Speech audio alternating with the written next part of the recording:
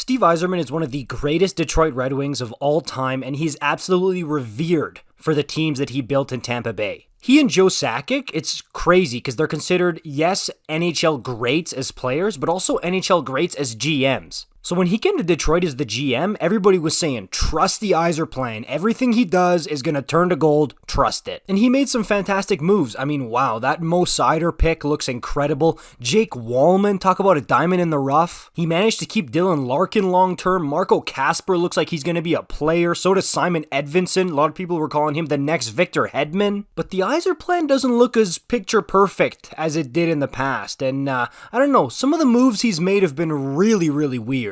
Like the massive risk he took to get Sebastian Cossa high in the first round. And I mean, of course, you don't want to judge goalies too early because they're voodoo, but right now, he's not looking like a player that should have been taken in the top 15 of an NHL draft. I get that for a rebuilding team, you want to get veteran defensemen to come and mentor these younger guys like Seider and Simon Edvinsson and now Jake Walman, but that Ben Sherratt contract was an L the moment it was signed. You supplement that with the Justin Holl and Shane Gostisbehere moves, and this is your decor this season for the Detroit Red Wings.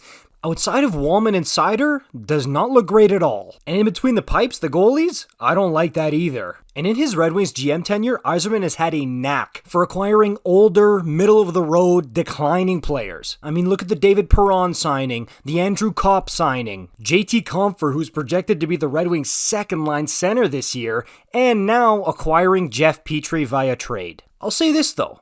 I'm not completely opposed to the Petry trade. They didn't give up that much at all, and he does help shore up a weird defensive group out in Detroit. I do think it helps the development of guys like Seider and Jake Walman, but again, it's just strange, and this whole lineup is not awful, but it's just not as good as it could be, in the slightest. It feels like decisions could have been made to go out and get players that could make this lineup look real good, but instead, it just looks so meh and underwhelming. And it's a shame, because I want to see the Red Wings compete. I want to see them get back to the playoffs. They're a very historic, great franchise for the NHL, but I don't think they're going to do it with this lineup, especially not in the Atlantic Division or the wild card, given what teams like Buffalo, Washington, and Ottawa have done to better themselves this offseason. So again, this team is not going to be awful. I think they're going to be mediocre, but it's just a shame because I think some weird decisions have made this team less good than it could be right now. But of course, Wings fans, I want to hear from you and NHL fans in general. This is one of the teams I really want to start talking about more because I honestly am very intrigued by the Red Wings. Like, comment, subscribe. I'll see you in the next one. Peace out.